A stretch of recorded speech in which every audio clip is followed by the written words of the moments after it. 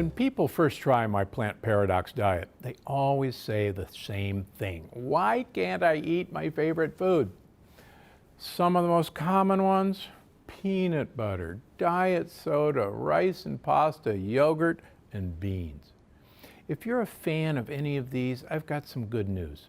They're easy to swap out, and I've got some substitutions that are absolutely delicious. First, peanut butter. You may as well call it lectin butter because it's made with one of the worst ingredients for your health. But these days, there are plenty of healthy, lectin-free alternatives on grocery store shelves. Things like almond butter, walnut butter, hazelnut butter, tahini, which is basically sesame seed butter, and my favorite, pistachio butter. Just make sure to avoid cashew or sunflower seed butter. They're both pretty common. And if you want almond or walnut butter to taste a little peanuttier, I've got a trick. Whisk in a couple of drops of coconut aminos to boost the savory flavor. Now, let's talk about diet soda. At first, this was a hard one for me. I was a huge Diet Coke addict. Now, I'm not going to tell you how terrible diet soda is for your health. At this point, you better already know. But if you want a refresher, there are a couple of good videos right here on my YouTube channel. Maybe you saw the one where I share my favorite soda hack, my balsamic vinegar soda. Just in case, I put a link to it on the description below. It's a great alternative, but it's not the only one. If you're dying for something fruity, make an infused water or an infused sparkling water if you find yourself craving bubbles. I use lemon and orange slices, and even some fresh berries. And for a really special treat, you can look for sodas that are sweetened only with stevia.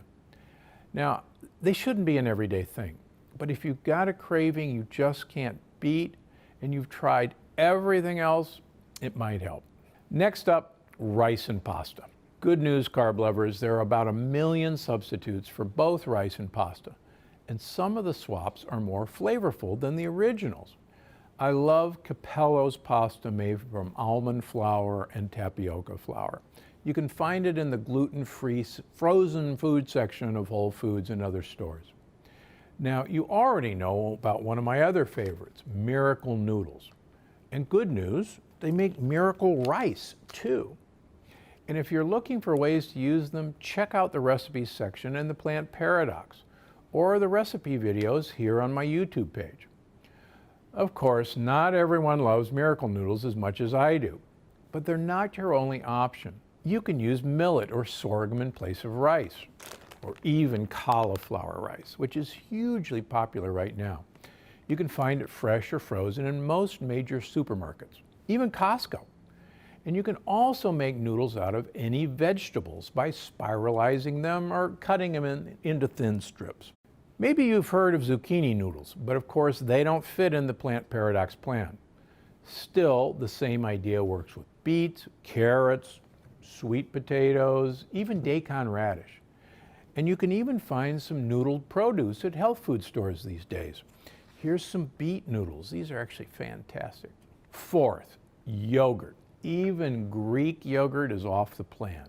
That's because the cow's milk yogurt sold in this country has casein A1, a protein that seriously damages your gut.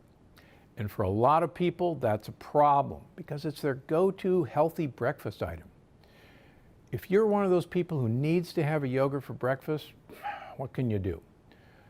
Go to the regular old yogurt section in your grocery store and look for goat's milk yogurt or sheep's milk yogurt, or if you're in the mood for a vegan option, almond or coconut yogurt. They're pretty widely available, work just like regular yogurt, and are delicious too. Okay, finally, beans. I know we've discussed this one before, but it's worth a reminder, especially for you vegetarians and vegans who are used to getting your protein from beans. Beans are lectin heavy, but it's possible to reduce the lectins by pressure cooking. So if you've got a pressure cooker, put it to use. If not, look for Eden brand canned beans. They come in non-BPA lined cans and they're pressure cooked ahead of time. And if you're looking for a completely non-bean alternative, look no further than pine nuts. If you soak them in liquid, like water or even chicken stock, they get a texture similar to beans. In fact, pine nuts cooked into a traditional chili have almost the exact same texture as beans. And there you have it. 5 of my favorite plant paradox-friendly substitutions. But I want to know what you're struggling with. So do me a favor and leave a comment below and let me know if you're having trouble finding a swap out for your favorite food. It could make it into my next video. I'm Dr. Stephen Gundry, and I'm always looking out for you. Thanks for watching. Click the circular channel icon to subscribe and make sure you don't miss a single video. Click on the left to watch another great video, and don't forget to visit my website for more of my best tips. Because I'm Dr. Gundry, and I'm always looking out for you.